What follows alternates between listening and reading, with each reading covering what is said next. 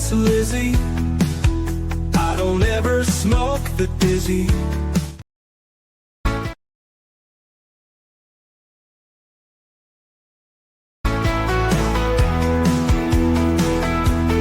Come over here, have a moment with me. My name is Miss Lizzie. I don't ever smoke the dizzy, but we can always share some dizzies. It's just a cup in time. This song doesn't have to rhyme. Life's all of us, not every moment we can be feeling fine.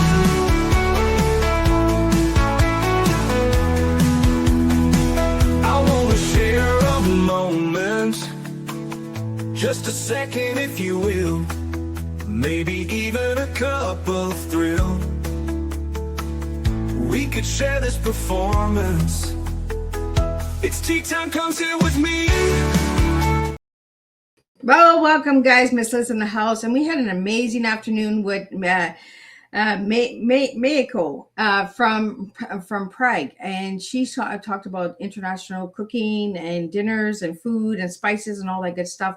But tonight I have the incredible Violette Rain in the house, and we're going to talk about her tea, and her tea tonight is healing, finding, and grief.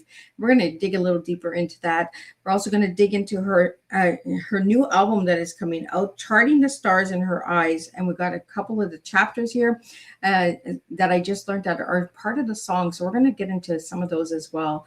But before we get started, you guys know how Miss Liz rolls. Get over to all those platforms: Facebook, LinkedIn, TikTok, Instagram, Blue Sky, Lemonade, Clapper, all those good platforms. And if I haven't mentioned them, Miss Liz is on those as well. Check out the podcast apps: Podbean, iHeartRadio, Listen Notes, Spotify, all those good platforms. And all the ones I haven't mentioned, Miss Liz is on those ones as well. Check out, give those a like, follow, subscribe, and share these tea times if they resonate with you, or give feedback on all of those shows. But more than ever, check over babyboomers.org, because Miss Liz is partnered up with babyboomers.org. And if Miss Liz doesn't bring the flavor that you're seeking or looking for, there's 50 other plus podcasts over there that you can check. And you can also get featured on. So check that out as well at babyboomers.org. So let's get started with disclaimer and then a beautiful intro. And then we're going to get Violette Rain in here. We're going to speak about her song and her journey and get down some little rabbit holes with her as well. Disclaimer for Miss Liz's Tea Time live show. Miss Liz's Tea Time is a global platform dedicating to sharing real life stories, diverse perspectives, and meaningful conversations that inspire awareness, healing, and connection. I'm Miss Liz is going live using StreamYard. Before leaving a comment during the live broadcast, please grant StreamYard permission to display your name at StreamYard.com. Please be advised that all the content brought forward during any Tea Time show is presented in good faith. However, discussions may include opinions, beliefs, and perspectives that do not necessarily represent the views of Miss Liz or the Tea Time platform. Information shared by guests is based on their own experiences and is perceived to be accurate at the given time of airing. All guests, viewers, and participants are responsible for using their own good judgment when considering any action or decision that may relate to these discussions. Some episodes may cover sensitive topics, including but not limited to trauma, abuse, grief, mental health, and other emotionally triggering subjects. Listeners' and viewers' discretion is strongly advised. Tea Time with Miss Liz is an open discussion forum designed to offer insight, inspire awareness, and create connection. It is not a substitute for professional, medical, legal, or therapeutical advice. If you require professional support, please seek assistance from qualified professionals or trusted resources in your area. If you have any questions regarding this disclaimer or the content of the discussion, you are welcome to contact me, aka Miss Liz, directly at my email at bookingmissliz@gmail.com, or check out my link tree, Miss Liz's Tea Time. By choosing to participate in, comment on, or view these live shows, you acknowledge and accept this disclaimer. Your participation is entirely voluntary. I, Miss Liz, welcomes you to join the conversation with an open heart, and if at any time you feel this platform is not right for you, I respect your wishes and decision and welcome you back whenever you are ready. Tea Time with Miss Liz is serving truth and awareness one cup at a time. Well, welcome to Tea Time with Miss Liz, where stories and songs remind us that sometimes the deepest emotions cannot simply be spoken. They must be felt, written, and sung from the soul. Today's guest brings passion, creativity, vulnerability, and emotional honesty to the Tea Time table through music and songwriting that speaks directly to the heart. Please welcome me in welcoming Violette Rain, singer, songwriter, and creative artist whose music explores healing, emotion, resilience, identity, and the journey of finding strength through life's storms. Through heartfelt lyrics and soulful expression, Violet uses music as a space for connection, reflection, and emotional release, reminding listeners that they are not alone in what they feel or carry. Her artistry reflects vulnerability, transformation, and the courage it takes to turn pain into something meaningful and beautiful. Today's Tea Time will explore music as healing and connection, songwriting and emotional expression, resilience through life's challenges, identity, vulnerability, and creativity, finding purpose through art and storytelling. Violet reminds us that music has the power to say the things the heart sometimes struggles to explain. So grab your cup and join us for a soulful and heartful conversation filled with music, reflection, healing, and real life tea, truth, experience, and awareness.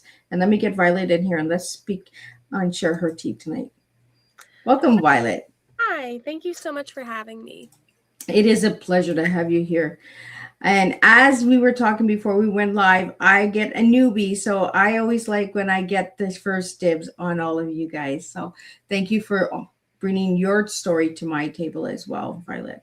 Oh, thank you. I'm just grateful to be here. Thank you.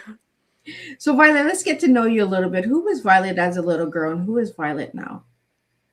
Violet as a little girl is pretty close to who Violet is now. I think I had a journey away from her for a little while, but the brand that I've kind of built as Violette Rain. Rain is my middle name, so I did not, thank you, I did not make that character up entirely. I loved princesses and fairy tales and all kinds of fantasy stories as a little girl. So it makes sense, I suppose, that I gravitate towards telling those stories now that I'm grown. So I would say that the character that I am now currently, Violette Rain, is very much so who I always wanted to be as a little girl. So, Violet, tell us, when did your singing journey begin? My parents are both musicians, so I was really lucky to be able to grow up singing harmonies. My parents would do kind of a June and Johnny Cash show. They would be invited to their friends' parties, and I would try and find a third harmony in there with them. So that's where it began. I did choir and musical theater throughout school, but it's just kind of always been the backbone of my identity. And it's been really excited to step forth and build something that's entirely my own. I like that you say it's your backbone. And I like that your parents were Johnny and June. They were actually good singers. They had a lot of good songs. So did you grow up with the classic country music around you? I did. Well, they were the main inspiration. I grew up with a lot of different kinds of music. I grew up with country. It's kind of why I play an auto harp now. Unfortunately, my auto harp isn't with me at this point in time. I'm realizing it's in the car, but it's an interesting little instrument with some roots in folk music and country music. June Carter was the first person I saw playing this instrument. So despite the fact that I don't exactly have a country leaning, my sound is very much so in the kind of pop world. I think it has some more folksy roots, and it definitely comes from what I grew up with. Could you tell us a little bit about the art harp? It's a very interesting instrument, and it's very new to me as well. I've really only started playing it live this year, and I began learning how to play it last year. I'm a left-handed player, right? So I used to play guitar, but I would play it upside down and backwards. So my mother's a left-handed guitar player too. So I play the way that she taught me how to play. So eventually, though, I just realized it wasn't maybe the right instrument for me. My mother is an incredible player, and no matter how hard I try, I'm just not quite there. So I wanted to find an instrument that suited me and my voice a little bit better. And the auto harp was exactly that. It felt like it blended musical elements of things that made sense to me.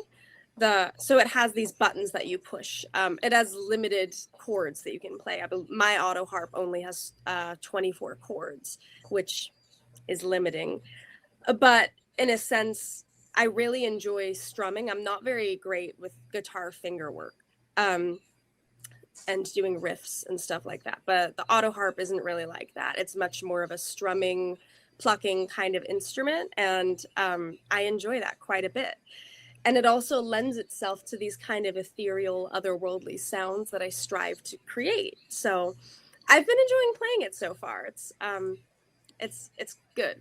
I've enjoyed performing live a lot more since I switched from the guitar to auto harp. Well, and the journey of your album, I want to talk about the album because the album is called Charting the Stars in Her Eyes. Why did you name your album that title? I named it Charting the Stars in Her Eyes because I wanted to write an album that was about grief, but I didn't want it to be so blatantly I didn't want it to be, sorry, I'm struggling for the word. I didn't want it to be so obviously about grief. I wanted people to sit and think about it. And I also think one of the beautiful things about fantasy as a genre is that it kind of allows you to look at really difficult things in life. Not necessarily, you look through the lens of fantasy, right? So you don't have to look at it so hard necessarily. You can invest as deeply as you're willing to invest, right? But my title, Charting the Stars in Her Eyes, I would say it kind of came from the notion that when you look at the stars in the sky, there's so many billions of light years away from us that we don't actually know necessarily whether those stars that we're looking at are alive or not. And to me, that resonated just like how our loved ones' memories still reach us, even if they're not with us today. So charting the stars in her eyes directly kind of translates charting the past through her eyes, charting grief through her eyes, looking at lost loved ones through her eyes, her meaning Violette Rain, I suppose. But her doesn't have to be just me. Anybody can chart the stars. You know, that's why on social media I say thank you for charting the stars with me. It's an invitation for people to do that. I like that word, invitation. Thank you. You know, because when we look at the stars, it is an invitation to see what's up there, right? And wonder, is that a loved one looking down on us? Is that a friend? Is that a pet? You know, you wonder what's in the stars. And then you kind of see if there's a symbol in the stars. I know the Big Dipper and Little Dipper and all that stuff, but I mean, do you ever look at the stars, Violet, and say, show me a sign, like draw me a picture with the stars? Oh, absolutely. I think that's exactly where this came from. Is I think no matter what the walk of life people come from, religion, people look to the stars, and stars are really meaningful to people, you know. So they're certainly meaningful to me. People are able to see lots of beautiful things, find hope in the stars. I certainly think of people I've lost when I look up to the stars and I imagine them. So they're a beautiful, wonderful thing. Absolutely. I talk to the stars all the time. I'm just like, are you watching over me? Like, you know, twinkle a little brighter if you are. Like, you know, and it makes us imagine as well, right? What's up there? What do they see when they look down? Do they see us as a star? Like, you know, like a light? Or do they see us as us? You just wonder about the stars. And I know my listeners are going to say, Miss Liz, you're going to take us on a journey with stars. Yes, I am. I'm going to take you on a big journey tonight with stars, because the title of your album spoke really loud to me, because it reminded me of my grandma. And I don't know if that was written for your grandma or somebody that was really close to you and dear to you as well. But it was like, give me the chart to look, like, give me the way to look where I need to go now that you're gone. That's what I got from the album, the title. So that's what I got. But for all my listeners out there, what did you get from the title of it? But Violet, we have a couple of questions here that I just want to get out to you. From Bob, we have, Violet, when did you first realize storytelling and music were becoming part of your identity? Hi, Bob. Thank you. Like I said, I did musical theater for many years, and there was a point where I became interested in writing my own musicals, and that was something towards the end of high school that I wanted to pursue.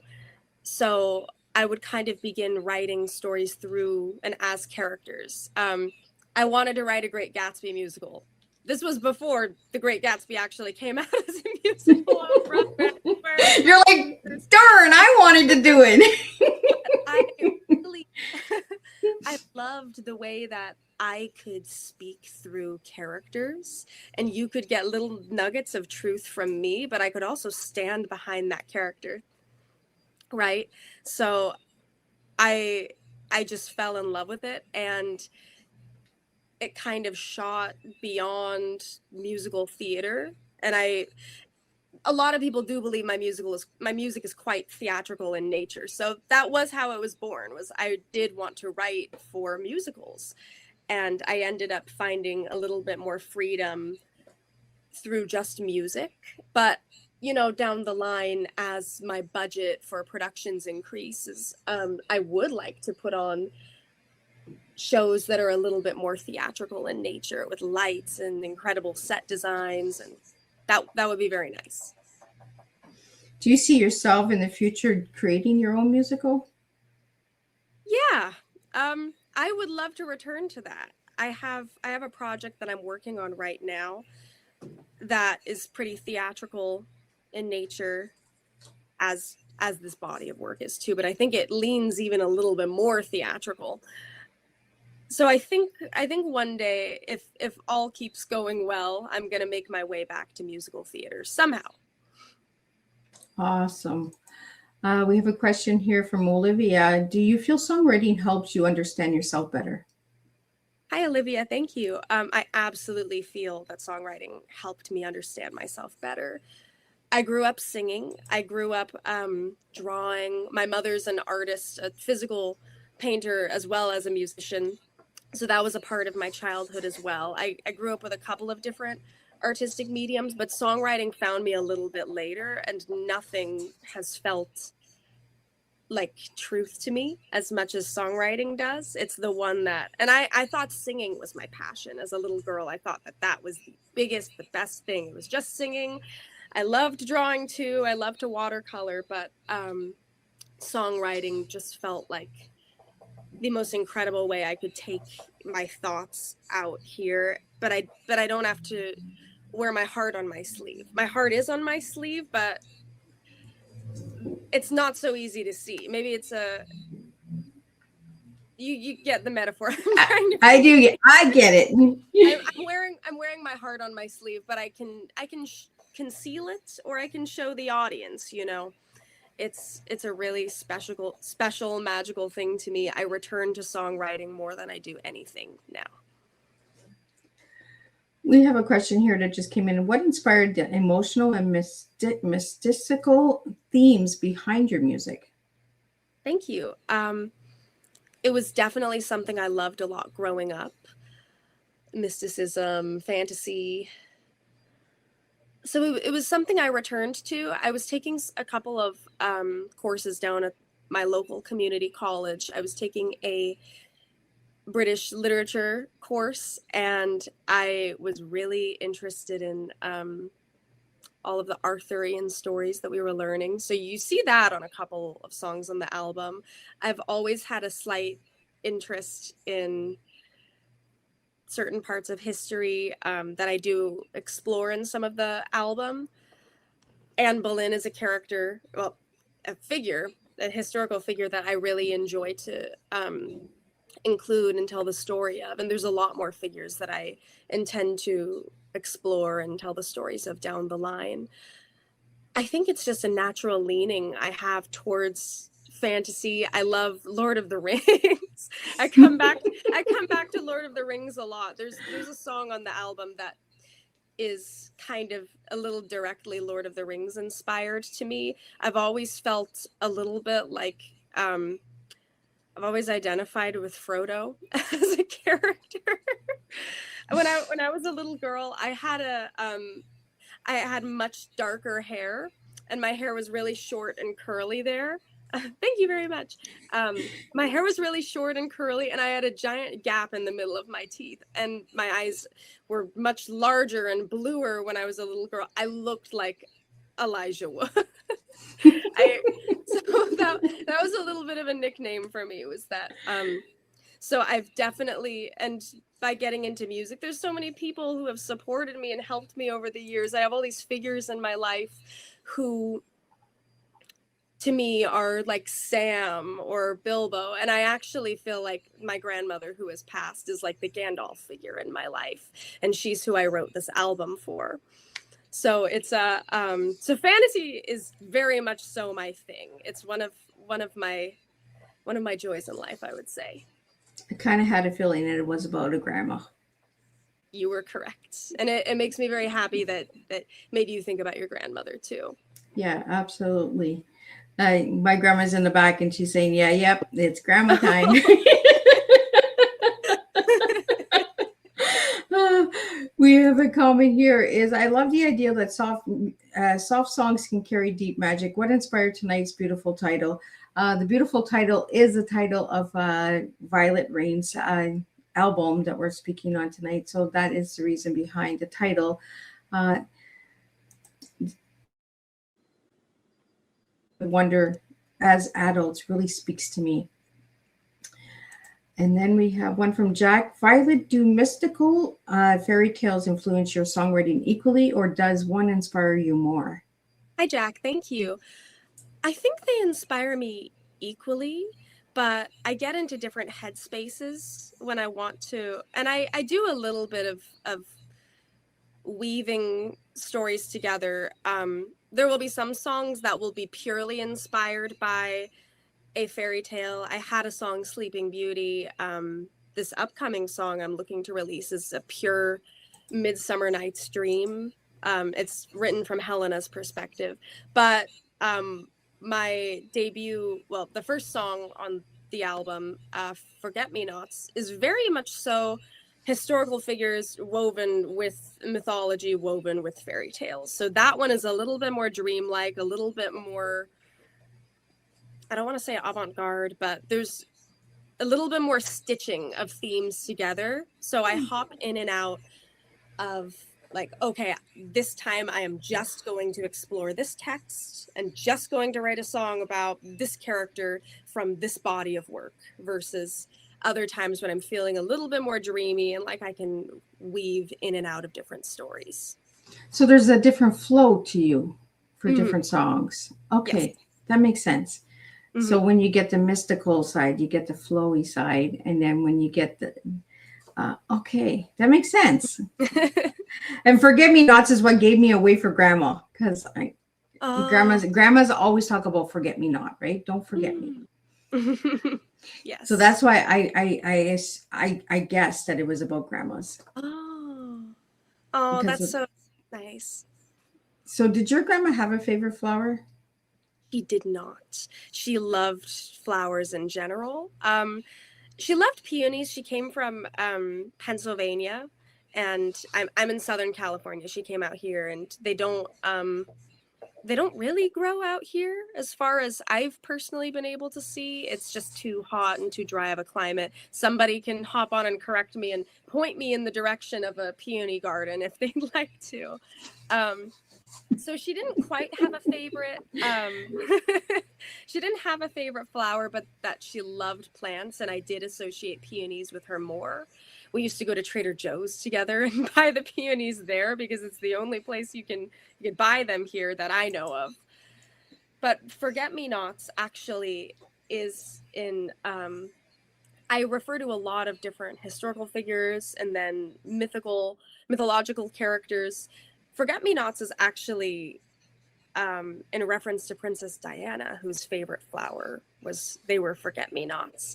And I make, so the song refers to Princess Diana a little bit here. It refers to Anne Boleyn a little bit here, who strangely enough were I feel like I heard somewhere that they were related in some way, but I don't know. Anyway, I draw a couple of parallels between figures in history who suffered similar fates, and that's kind of what that song deals with. But in a sense, yeah, Forget Me Nots is about the idea of don't forget me, you know. So my grandmother, she loved history and taught me. We would watch like the Tudors together.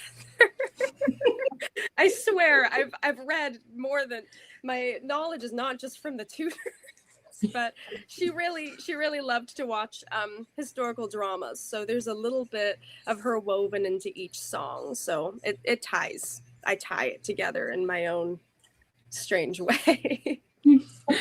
Well, we have a question here from Johnny, and it is, how do you know when a song has fully captured the feeling you wanted to express? Hi. It's a little cheesy, but sometimes I cry. I will sometimes have a little that's exactly what I wanted to say. It feels right. There's a locking feeling. Sometimes I will put in placeholder lyrics and I'll know, okay, I need to come back to that. Every now and then the placeholder lyrics slip through and make it till the end. But in general, I go back and things, they lock in place, right? And I sometimes do have a very emotional reaction to that. Well, let's talk about some of the songs that are on the album. We just talked about Forget Me Not, but the second one is Country Love. So where does that one come in? So Courtly Love was directly inspired by, well, just the idea of courtly love, a love that is chivalrous and that does not dishonor anybody. Courtly Love is kind of the other side to Forget Me Nots. They're really the only heartbreak songs on the album, right? That kind of the rest of it is just pretty purely about grief. But Courtly Love and Forget Me Nots, I feel like, are two sides of the same coin, where Forget Me Nots is looking at fate and betrayal through a very glass half full kind of way, whereas Courtly Love is a little bit like, all right, you didn't like me, I've got to move on. That's it, I'm out of here. I'm tired of Courtly Love. That's literally where it came from. I am tired of this push and pull of he loves me, he loves me not. I can't do it anymore. So it is, I would say, the most lighthearted song on the album. It's one of my favorite ones to perform. And especially when I do performances that I want to be a little bit more upbeat in nature, because every now and then you sing all of these songs that are about grief for an audience that's looking to dance, and you're up there like, oh gosh, I'm about to be a bit of a downer. Everybody grab a partner, you're dancing slow. The slow dance, if anything. But Courtly Love, I would say, is it's one of my favorite ones to perform. It's lighthearted, it's playful. It is inspired by figures in my world. And my grandmother used to give fantastic relationship advice. She and I were quite close. So she was very in on things that happened to me in high school. So Courtly Love, I think, and it also Guinevere is a character who's referenced, and like I said, she loved a lot of historical dramas. I can't say she loved fantasy as much as I do, but she did love historical dramas. So it is in part inspired by, I want to say, her attitude, which was very, okay, oh well, I deserve better than this. I'm out of here. Yeah. There's better tea out there for you, girl. Mm-hmm.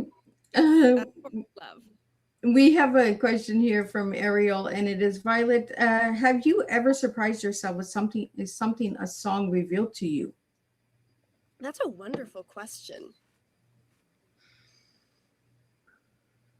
I think the answer is yes. I think sometimes I will write a song and there will be different things over time that I'll realize, like, oh, I didn't really intend that, and that's there. I wish I could take credit for intending that to be that way. But there's a newer song of mine that I'm working on. It's not on this body of work. It will be on my next body of work that kind of discusses very similar themes on this album about grief, but it's more of a continuation of the story. There's a song that I've written. I'm sorry, I can't direct anybody there to listen to it because it's not yet produced. I haven't. You guys don't get the dibs yet. I apologize. But this song, it's called, it's loosely called Postcards right now. So if maybe a year from now, it won't be called Postcards. You will know what I was talking about. But this song that I've written, I would say, is totally rhythmically and melodically different than anything else that I've written, and the subject material is different than anything I thought I would be able to express. So I'm very some of my songs that I feel more attached to, I will have an emotional reaction to it when I perform them. So I feel that when I perform this song. Most of the songs in this album I've now performed enough times that I've kind of shaken off my emotional reactions. No crying in front of the audience. But yes, that's a thing that happens to me. That was a really thoughtful question. Thank you. Well, we have a comment here that I'd like to read out. It's, the more you speak, the more I want to hear your music. All of Violette Rain's music can be found on Spotify, I believe. And is there any other locations that they can check out to hear your music? Spotify, Apple Music, YouTube, Instagram is where I post most frequently, of course. I'm on TikTok as well, but I don't do TikTok very well, admittedly. I try to be on all of the platforms, but the big ones, I believe, Spotify, YouTube, Amazon Music too, I want to say, Apple Music. Most of the streaming platforms I should be available on. So Violet, how did it feel when you got your first song on Spotify for you? My first song on Spotify I would have posted it about 5 years ago. I've made and uploaded several songs over the course of 5 years, and most of my early work is down. They were self-produced, or I was working with somebody that I'm no longer working with. They were just very, they didn't reflect what I'm doing now. But I'm so grateful for everybody that I have worked with and every piece that I have created. So it's a very interesting thing. The very first thing I put out was it was about 6 songs in 2020, and that was the start of my journey. I took a selfie in my backyard, and that was my album cover. And I so did not know what I was doing, and it's really and I can't say I know what I'm doing that much now, but I've learned a thing or two since.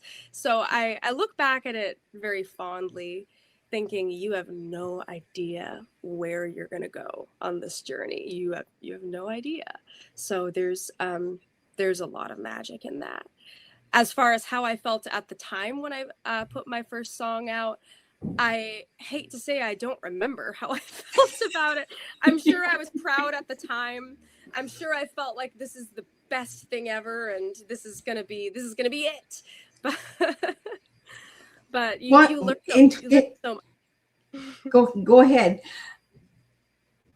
Oh yes, that was it. Is that it's funny that every time in my experience that I've done something, I think this is gonna be it. This is gonna be the thing that I get out there, and everybody is gonna understand what I'm trying to say. But then you learn, and you grow.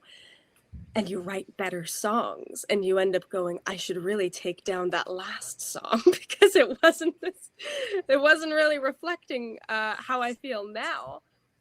So there's been so much beauty in learning. You know, this album released back in December of 2025, and I released a new song from it every month. So Forget Me Nots was January, Courtly Love was February, Starshine was March, and so on. And by the end of it, by December, I had all 12 songs lined up.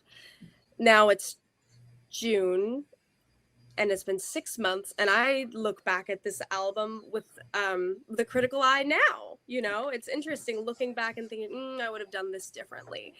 But there's a great sense of pride too in saying that that's what's up there, you know, and I'm just going to keep growing and making new things. And I'm here for the journey. I used to be quite result oriented, where I'd be like, I just want it to be, you know, just that. I want it to be perfect. But there's so much freedom in knowing that you can keep creating over the course of my whole life. I want to keep creating my entire life, no matter what medium it is, songwriting, if I switch over to something else.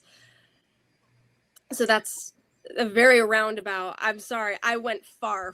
No, that's all good. Violet, when you share your music, do you expect like instant gratification from the song, or do you want like somebody to really listen to it and then give you some good feedback on it, or do you want them to take away from the song and say, you know what, oh, that hit me where I didn't think it would hit me? I would say that, I mean, when I was a lot younger, you want instant gratification, but now right here, I find if somebody who I respect has feedback for me, I'm really grateful for it. You know, that's a really special thing to have earned that, positive and negative, even if you don't think you want to hear it, it's important. But I would say, I can't control who my listeners are. And I know that I'm very niche. My music it has a fantasy leaning. It's quite mystical. It's a little experimental. I break some musical rules that maybe I shouldn't. But they still connect with some people, I think. And it's more important to me that it finds the people that it connects with. You know, I don't I've been a nervous performer in my life, so I've definitely had times where I've been on stage and been like, oh no, I hope I have a small audience. I hope nobody shows up. It's so strange that I was that way. But then there would be one person standing in the back of the music venue who's watching me, a little glossy-eyed, and I look out and be like, I'm singing this for you. Or last year I was performing on this at this local festival, and it was sunny, and you see how pale I am. I do not do well in the sun, and I'm up there and thinking, this is terrible. This is not going well. I'm doing terrible.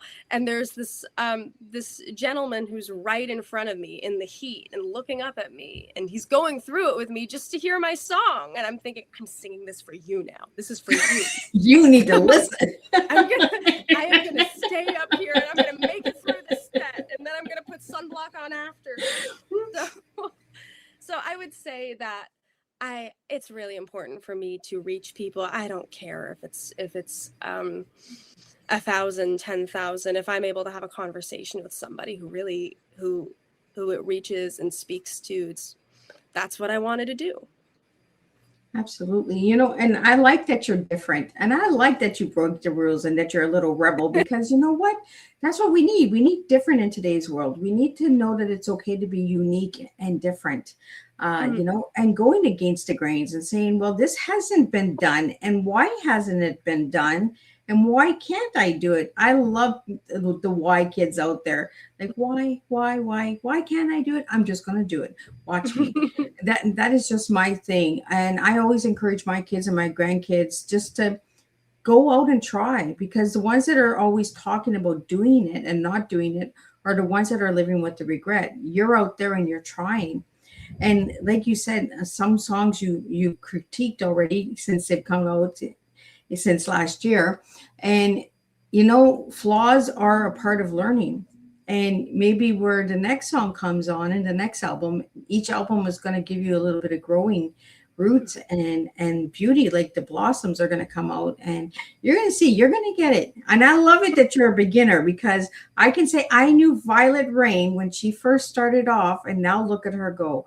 And that's what we're going to do. All these listeners tonight are just going to encourage you, Violet, and get you going and get you moving, so that we can hear more music from you. Max says it's allowing space for reflection and feeling.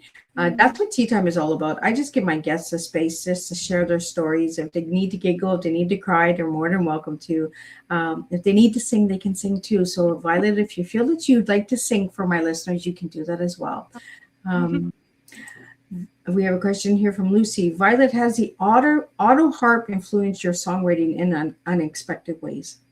Hi, Lucy. Yes, it has. The answer to that is kind of funny. I have another song that I am, it's currently in production. It was supposed to be on this album, this song.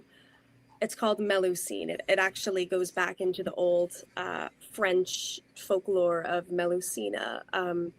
Not a mermaid, but kind of a water spirit. She goes by, there's a couple of different versions of her story, but this song, I wanted to do something really,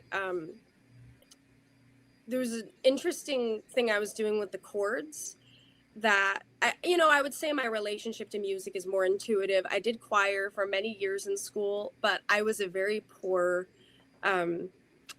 sight reader. I was quite the theory side of music is something I'm still improving on. And my relationship to it, as I said, is a lot more intuitive rather than being able to really understand and speak the language, which I hope to get better at as I get older. But because I'm not fantastic with theory, and I don't think of myself as being a very fantastic guitar player. And I was writing all my songs on the guitar. There was something that, so I don't write around chord progressions. I write around melody lines, right? There will be a melody line that kind of tumbles into my head one day, and it'll go around in my head until I'm able to figure it out and think like, this is the lyric that goes with it. This is the color of the song. This is the overall feeling of the song. So I had something that was really, really, every time I picked up a guitar, I couldn't bring this song down to earth. I couldn't figure out the right chords. There was something missing with it, but the auto harp has all of the chords laid out. So this song, as I said, I originally wanted it to be on this album, on this body of work. I ended up replacing it with Starshine, so it was supposed to be my March song.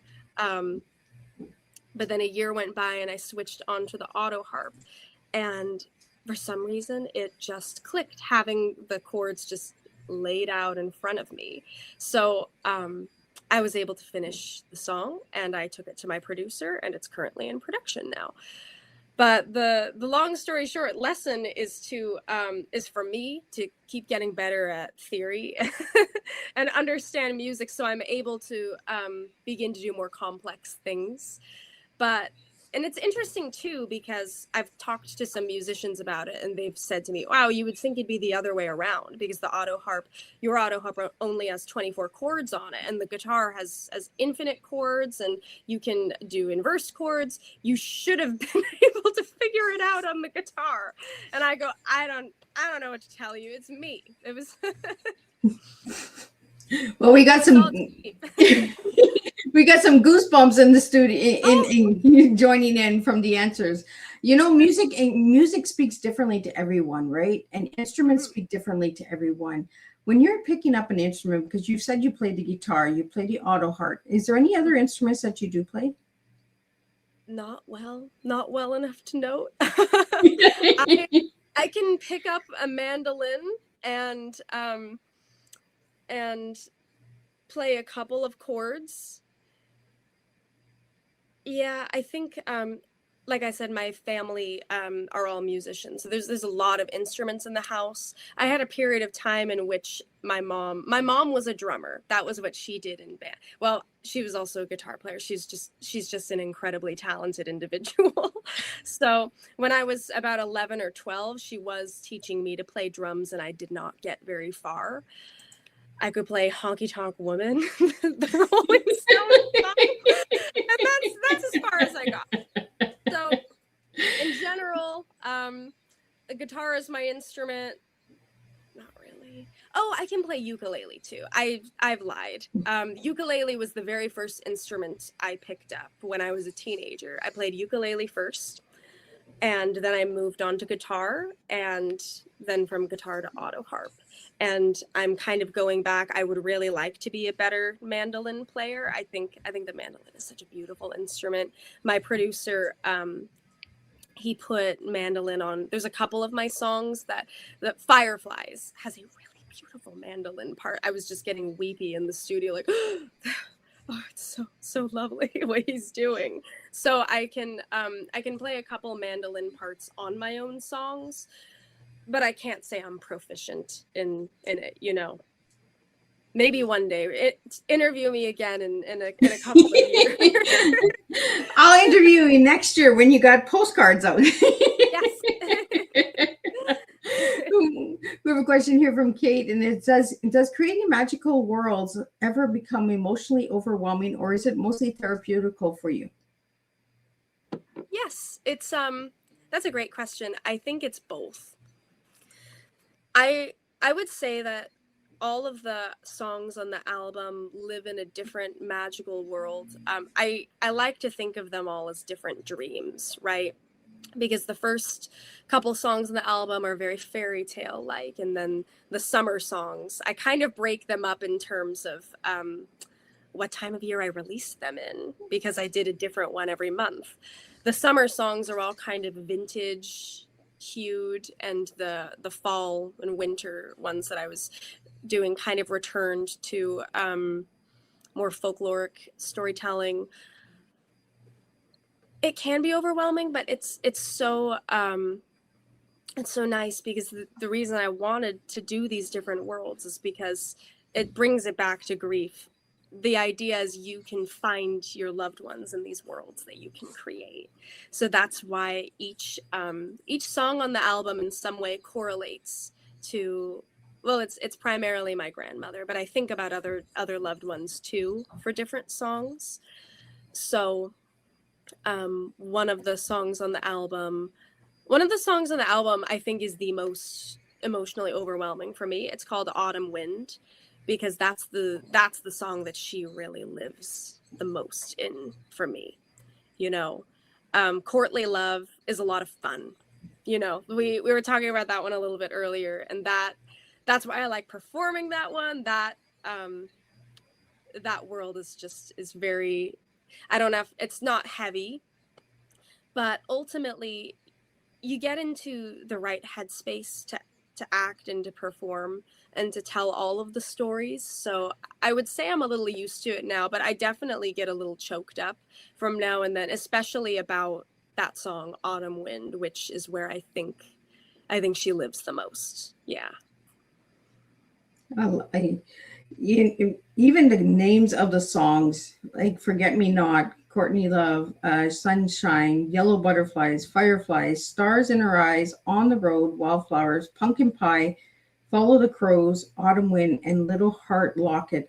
They all have like a little symbol of grandma when I read them. They do. So when you were looking up at the stars, did you say, Grandma, guide me for this album? Yeah, I'd say so. And I think I looked up at the moon a little bit too.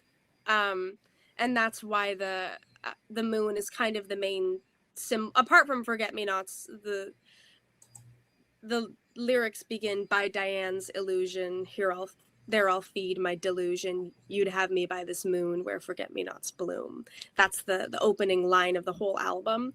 And so that's kind of my way of looking up at the moon and saying, please guide me, you know, and I've definitely looked up into the moon for her before, looked up into the stars. I think that's ultimately what I'm trying to say in this album, is that I've looked for her in everything, you know, looked for her in fireflies. She came from the East Coast. I'd never been to the East Coast until after she passed. So the first time, my boyfriend he's from Maryland, so I went out to and spent a summer, or just not, I didn't spend a summer there, I was there for like a week, but I went out there for that week, and I caught a firefly for the first time, you know, and I thought about her, because that's how she would have spent her summers as a little girl, catching fireflies. She loved Marilyn Monroe, and that was something that she and I talked about a lot, which is where the song Stars in Her Eyes comes from, and this kind of story of I don't want to say a doomed ingenue, because, or a tragic ingenue, because I don't want to romanticize what happened to her in any way, but Stars in Her Eyes is not directly about Marilyn Monroe, but it's so inspired and infused by her. And that was something my grandmother and I shared, was she gave me this love for Marilyn Monroe, you know, and I fell in love. Sorry, this is a slight tangent. When I fell in love with Marilyn Monroe, it was more so because of just what a kind and loving person I learned her to be, and a lot of the qualities. It was something my grandmother and I agreed on. It wasn't for her being iconic, which is, she is beautiful. She was wonderful, beautiful, and iconic, but I just totally fell in love with her. And I think about an ingenue or a starlet like her when I think about my grandmother, which is where the inspiration for that song came from. That song is one of the more emotionally charged ones on the album too, and it's kind of the halfway point of the album. So there are all of these symbols and meanings, you know. I think about her when the leaves turn and fall. She loved autumn. She loved the holidays. It was her favorite thing. That's why this album gets really seasonal when you get to that time of the year. So she is here, there, and everywhere in this album. And I'm sorry, I'm so far from the question. No, that's all good. This is your tea time. This is your time to share, sweetheart. You know, sometimes that's what we need. We just need a listening ear to express ourselves, to share ourselves. And that we have a comment here. Thank you both for such a beautiful and thoughtful conversation tonight. Thank you for tuning in and listening. You know, this is what it is all about. Tea time is about storytelling time and getting to know people and their journeys and that as well. And Violette, you've taken us on a magical journey tonight through your song, through your writing, through sharing about grandma, all of that. You also gave me, instead of a T, you gave me a star. And in the star, it's songwriting, thematic world building, auto harp, and reconnecting people to fairy tales and wonder is the star that you gave me. See, you even gave me a star instead of a T. So did you ever have tea with grandma? We had you know, that's a funny thing. I didn't have a lot of tea with her. She was a coffee drinker, and I became a coffee drinker after she passed. I worked as a barista. I have worked in customer service to help fund this album and help fund what I do. And coffee was something I fell in love with as a way of kind of, there's a lot of ways I've gone back to connect with her since she's been gone. So unfortunately, it is not directly tea, but it is another delicious beverage, I would say. But I love tea too. You know, being on Tea Time, you guys don't need to drink tea, guys. You can drink whatever you like. Mm-hmm. Tea is, you know, teaching educational awareness. It's travel, it's experience, it's avenues, it's adventures, it's words and storytelling. You know, my Oma at the age of 4 gave me my first cup of tea, but she didn't give me just a cup of tea. She gave me a bunch of words that later, only in my 30s, that I understood what those words meant. You know, your grandma took you on a coffee journey, and that's okay. You know, each journey is different. Each journey is still memorable and magical. I love that you keep the fairy tale land alive in your songs and that, because fairy tales are dying off in today's world and we need to bring them back. We need to bring that imagination back. We need to be that rebel. We need to break those rules, those musical rules. Is there is there one song that really draws your parents in on your album? My parents, as in a song that they enjoy more than others, or was inspired by? Okay, let me think about that. I think my mom, both my parents enjoy Forget Me Nots the most. My mom, I would also say Follow the Crows, because you get a little bit of something spooky in that song, which is it's a very different flavor on the album. But I released it in October, so it was and my Spooky mom, season. yes, spooky season. My mom and I, that's our special thing. My mom makes the most beautiful spooky pottery that she vends at local events, and I go help her do that. So I would say that she probably enjoys the spookier side of me as well. So Follow the Crow. We have a question here. Before we end, what magic do you hope listeners rediscover in themselves through your music? Oh, that's a lovely question. Thank you. I would say, you know, I'm going to tie it back to the very first question you had for me. You asked me what I was like as a little girl versus who I am now. And I said that who I am now is quite close to who I was, or who I wanted to be as a little girl. And it took me a long while to get there. As a teenager, everybody experiences not feeling like their self, and walking away from themselves for a little while. I think I would say that I like to use fantasy as a way of, you can redefine a narrative and kind of redefine yourself, but you can also, I'm a strong believer of the idea that you can control your own narrative, you can control your own life, you can be who you want to be, right? So when I began building this brand, building this character, Violette Rain, it feels strange referring to Violette Rain as a different person than me, because that is me. That's exactly who I wanted to be when I was a little girl. And she sings all the kind of songs that I would have wanted to sing as a little girl, that are kind of about fantasy. And they have, I like to say, a little bit more, I'm able to express some more emotional weight through them than I would have been capable of as a little girl, obviously. But I certainly hope that people are able to listen to my song and feel themselves with a little bit more tenderness, and feel in touch with the things that make them feel special and feel like home.